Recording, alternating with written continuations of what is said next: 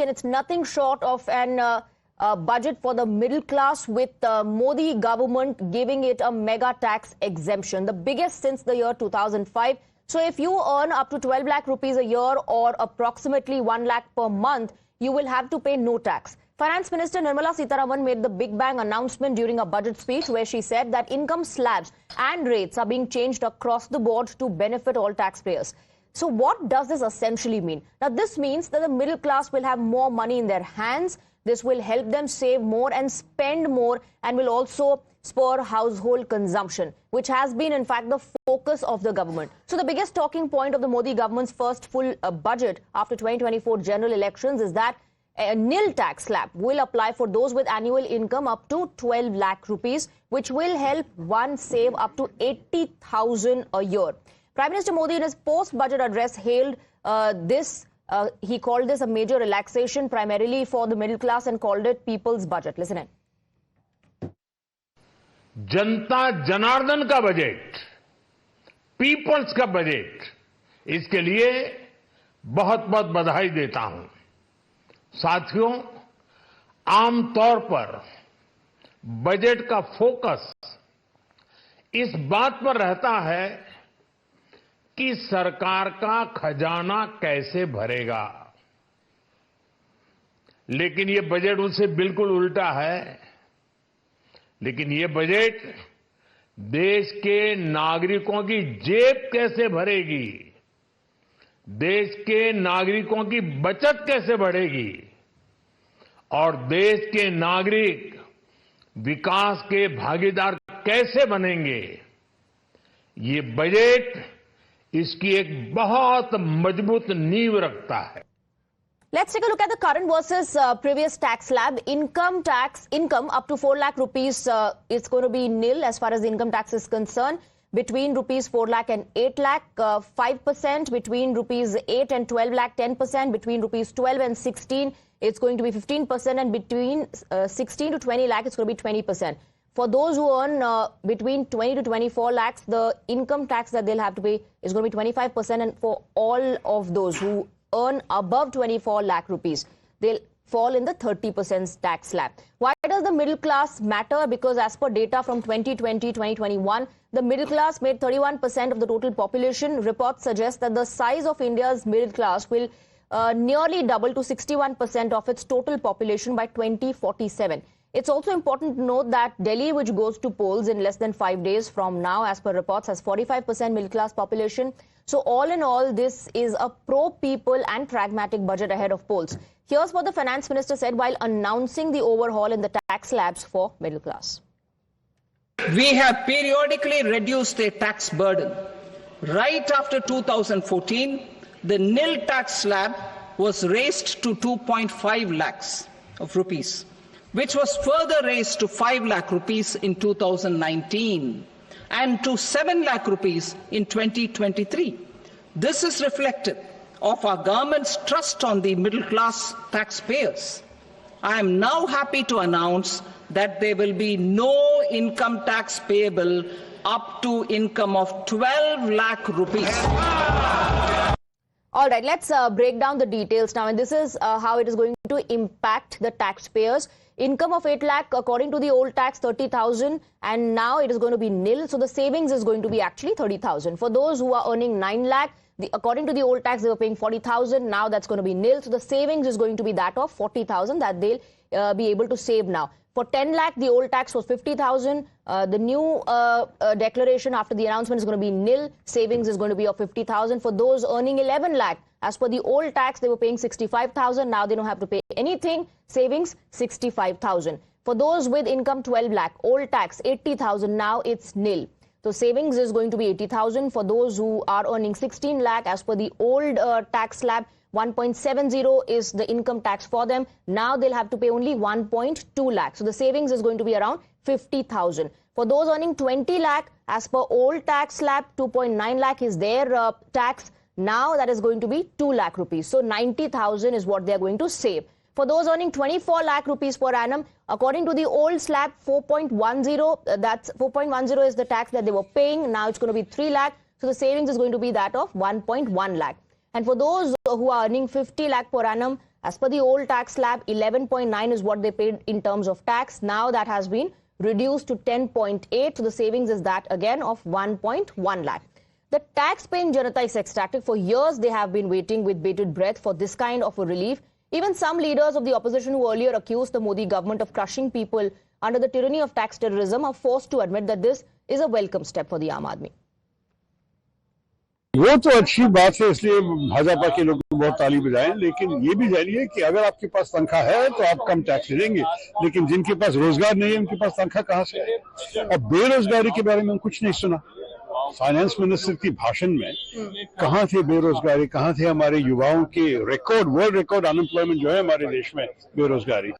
मैं कहूंगी ये आम जनता और खास करके मिडिल क्लास की जीत है, जो उनकी लगातार मांग रही है पिछले 10 साल से, और उनकी सुनवाई नहीं हो रही थी कि वो लोग टैक्स देते हैं, इतना भारी टैक्स भरते हैं, ना सेविंग हो पाती है, ना महंगाई कम हो रही है और कोई इन्वेस्टमेंट नहीं हो पाता है, उनका खर्चा बढ़ता जा रहा है, आमदनी दुगनी अधूरी रहती है और महंगाई दुगनी होती है। तो आज उनको राहत की सांस मिली है, उसको तो मैं वेलकम करूंगी क्योंकि आज जनता की जीत है। Now, top leaders of the NDA are calling this a dream budget for the Aam Aadmi. Listen to the reactions. हमारी फाइनेंस मिनिस्टर निर्मला सीतारमन जी ने एक बहुत ही जबरदस्त इस प्रकार का बजट पेश किया है। विशेष रूप से इसको हमारे मध्यम वर्ग के लिए ड्रीम बजट कहा जा सकता है। ऐसा बजट उन्होंने पेश किया है, इसलिए मैं उन्हें बहुत बहुत बधाई देता हूं। विशेष रूप से इनकम टैक्स का एग्जम्पशन स्लैब जिस प्रकार से परिवर्तित किया गया है और 12 लाख रुपए तक कोई इनकम टैक्स नहीं लगेगा, ये जो घोषणा है ये निश्चित रूप से एक मील का पत्थर भारत की अर्थव्यवस्था के इतिहास में साबित होगा। वित्तीय वर्ष 2025-26 के बजट में डिफेंस मिनिस्ट्री को 6,81,000 करोड़ से अधिक का एलोकेशन किया गया है, जो पिछले साल के बजट एलोकेशन से लगभग 9.5% अधिक है। और डिफेंस फोर्सेस का मॉडर्नाइजेशन ये हमारी सरकार की प्राथमिकता रही है और इसके लिए भी 2025-26 में 1,80,000 करोड़ रुपए का कैपिटल एलोकेशन किया गया है, जो हमारी सेनाओं की क्षमता को पहले से कहीं और अधिक बढ़ाएगा। All right, let's open this up and go across to our guests. We're joined by Manish Barriarr, political analyst, Tehseen, Poonawalla, also political analyst, Vivek, Srivastava, political analyst, joins us on the broadcast along with Virendra Singh, MP of the Samajvadi Party. We have CA Kapil Mittal, personal tax expert, and Sunil Mathur, managing director and CEO of Siemens India. Thank you very much, gentlemen, for joining us. Let me first go across to Mr. Mathur. Your first comments on the relief that has been given to the middle class. I think I would really welcome that, particularly in the case where the consumption story had actually reduced over the last years. So there was a real need to kickstart the economy further by putting more money in the hands of the individual. That in turn will have an impact on increasing the demand, which in turn will have an impact on adding capacities and in capital expenditure. Private sector spending in capex should increase as a result, which in turn will have an impact on job creation. So I very much welcome the recent announcement of putting more money in the hands of individuals. Right. Now, you know, after the current announcement in terms of tax relief, every income group seems to be saving a little bit of money. Would you say that you're satisfied that the government said up to 12 lakh no income tax, or they should have, you know, increased or stretched that a bit further?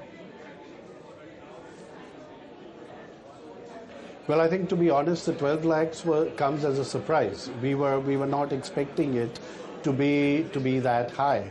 So it's actually a welcome surprise. Whether we can always ask for more, that is a matter of wish. But I think the 12 lakhs that has been announced is already a major step forward, which comes as a very welcome surprise. Right. Who does this, put the burden on now?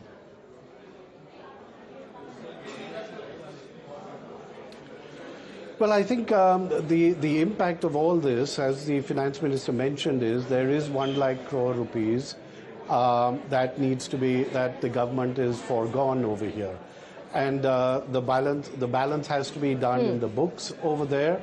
But I think overall, if you look at it from the perspective that the government has had a very difficult equation to manage, global geopolitics and geoeconomics are having an impact, but India has been remarkably insulated to a large extent from that. There is a very clear-cut intent towards a Viksit Bharat. And finally, there is an intent to speeden up that pathway towards Viksit Bharat. I think there is always a give and take that one has to give when you are, or one has to take into account when you are balancing the books. It's not an easy discussion, but overall, with the capex spending, which I would have liked to be a little bit more, on the one hand, that leads to a demand-led spending. Balanced on the other hand by the 1 lakh by the announcement on consumption increase over there. I think these are trade-offs that one has had to do. All right, Mr. Mathur, thank you very much for joining us. Thank you for sharing your perspective with us. Let me quickly go across to CA Kapil Mittal. Mr. Mittal, around this time, I'm sure you're flooded with questions like where to invest, how much to invest, how to save money. Do you think this new announcement, this major tax relief is going to reduce that worry of the middle class, less burden on them, more money in their hands? Swati, what we have already come to know from this budget, that middle class will have a good amount of money with them in terms of tax saving now. So what we are seeing from last few months or from few years also, that now Indian youth want to invest in mutual fund, want to invest in share market and all. So once they will get this good amount of money, they can surely proceed with going with those investment. But before that, we also need to understand that whatever changes they have made to provide income in the hand of middle class, or you can say an upper middle class, including giving this benefit to them, definitely there must be some charges which is going to be increased, or maybe there we will see some other taxes which they have cleared, that there are certain custom duty which is going to be increased. Apart from this, there are, because whenever an individual gets some income in their hand, they are going to spend it. Whenever they are going to spend it, they have to pay some indirect taxes in the form of GST. And those will go in the kitty of government only. But with respect to this, that they have not made any change with respect to old tax regime, which shows somewhere government has in their back of their mind that they want to abolish the old tax regime, which is more or less clear.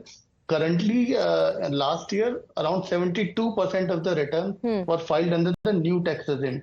After this change, we assume that there must be more than 95% return will going to file under the new tax regime. So you're saying more people will now choose the new tax regime given the benefits. And all right. There was very less chances that they will go and invest in the LIC and other. So slowly you're saying perhaps the old tax regime on its own is going to be abolished. Stay on with us, sir. We have Harshavardhan Agarwal, President FICCI and Vice Chairman and Managing Director of Imami Limited joining us. Thank you very much, Mr. Agarwal. Would you say big thumbs up from the Aam Aadmi as well to the government after this announcement, massive tax relief?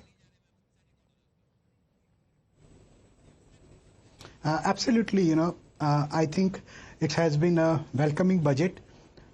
We all were expecting, and we had recommended to the government, to the FM, that for increasing the consumption, we need to leave more money in the hand of the middle class, and for that, if there can be some relief in the income tax. But I think, we were not expecting something like this, and it's a really big bang step that they have taken. You can imagine 1 lakh crore kind of amount coming in the hand of middle class. Certainly, that's a big thing, and a big thumbs up, for consumption. whatever money they say ultimately will be invested or, will be spent on consumption. So the money comes back into the system. Would you say this is a budget that is leaning more towards being a populist budget, or given the other measures that have been taken, it's a pragmatic budget still? I think this is a budget, which takes care of the need of the hour. The need of the hour was, that we need to look at how do we increase the GDP growth, right? So from that perspective, for that, how do we grow the consumption? And that is what they have done. It's an all-inclusive budget from the perspective of a lot of things has been done, for the farmers, for the agriculture, so which will certainly help the rural economy. A lot of things, again, for employment, especially the industries which are more labor-oriented. The government is focusing on that, especially the toys, the leather, the footwear industries, right, which is very labor-intensive. Right. So overall, it is a well-balanced budget, I would say, which is pro-industry and also well-balanced budget, pro-poor and middle class. Pro-poor and pro-industry as well. Thank you very much, Mr. Agarwal, for joining us on the broadcast. We're taking a very short break, but on the other side, we will bring in our political analysts, because the opposition, many in the opposition are not impressed with the relief given to the middle class. The Viksit Bharat budget has been presented with a massive relief for the middle class, the taxpayers. Now, we are also joined by L. Hanumanthaiah. He is a former MP of the Congress party, along with our other guests who continue to be with us. Tehseen, Poonawalla, your view. Do you think this is a great budget for the middle class? At the onset, I would like to congratulate the Honourable Finance Minister for the tax relief and recalibrating the tax slabs. To that extent, I do believe this was one needed. I've been leading this fight on social media, etc., that tax terrorism needs to end. So to that extent, I think it's good. Many congratulations to her. I do believe with the salaried class, this will put more money in their hand, thus boosting consumption, thus helping India grow. But I have a problem, and I am slightly right of center economically, which no government is.